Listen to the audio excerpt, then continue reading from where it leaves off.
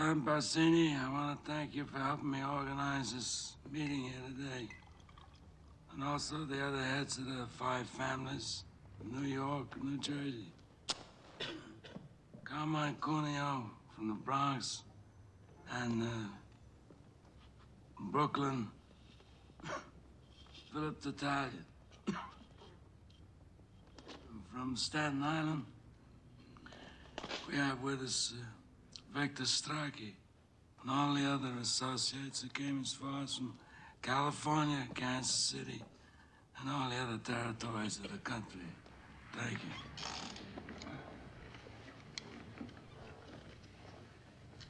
you.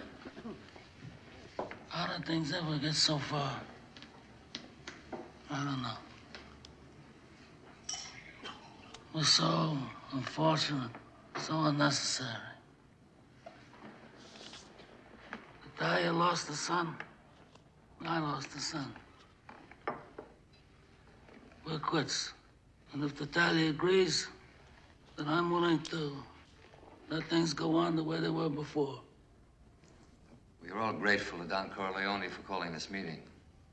We all know him as a man of his word. A modest man. He'll always listen to reason. Yes, Don Barzini. He's too modest.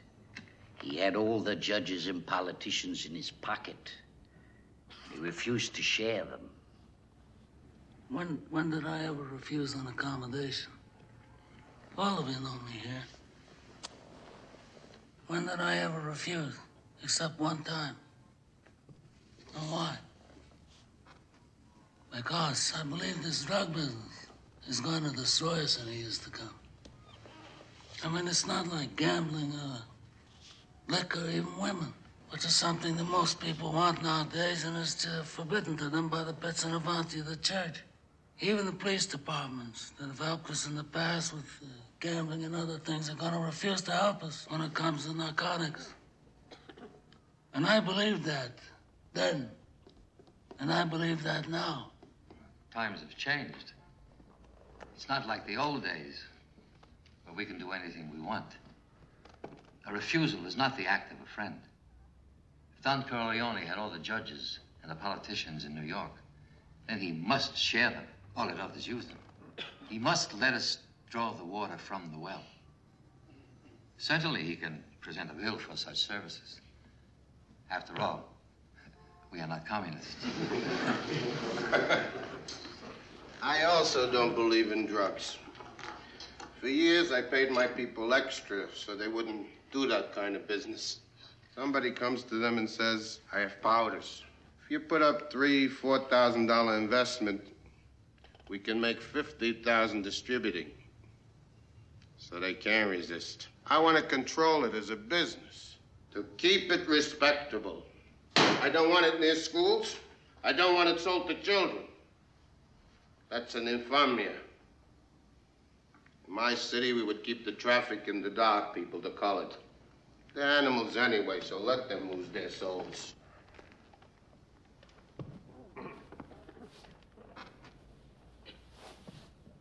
I hope that we could come here and reason together. And as a reasonable man, I'm willing to do whatever's necessary to find a peaceful solution to these problems. Then we are agreed. The traffic in drugs will be permitted, but controlled. And Don Corleone will give her protection in the East, and there will be the peace. But I must have strict assurance from Corleone. As time goes by and his position becomes stronger, will he attempt any individual vendetta? Look, we are all reasonable men here. We don't have to give assurances as if we were lawyers. You talk about vengeance. Is vengeance gonna bring your son back to you? Or my boy to me?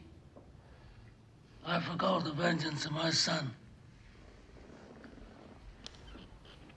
But I have selfish reasons. My youngest son was forced to leave this country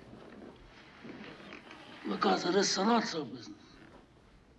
All right, I have to make arrangements to bring him back here safely, clear of all these false charges. But I'm a superstitious man.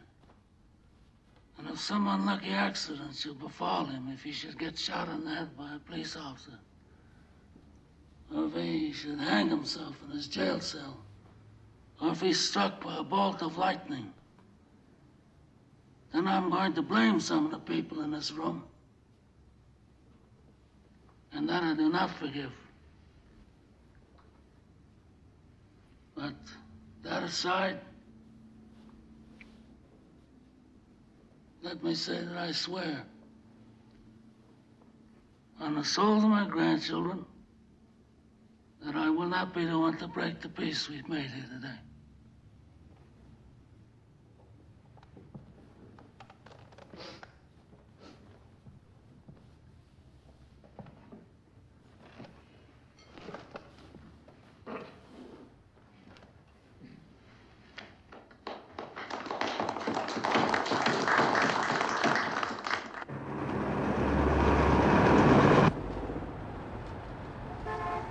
When I meet with the Tatalia people, should I insist that all these drug middlemen have clean records?